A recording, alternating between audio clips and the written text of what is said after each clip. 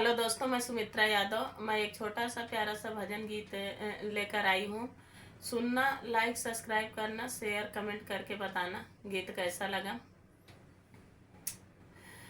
सखी हो नैहर के रहना बाबेकार, सखी हो नैहर के रहना बाबेकार, ना माई जहोती कुछ बान्हती गठरिया, माई जहोती कुछ बान्हती गठरिया, सखी हो भौजी जहरवा कई गांठी, सखी हो भौजी जहरवा कई गांठी, सखी हो नैहर के रहना बाबेकार, सखी हो नैहर के रहना बाबेकार, माई जहोती कुछ दूरी पहुँचाउती, माई जहोती कुछ दूरी पहुँचाउती,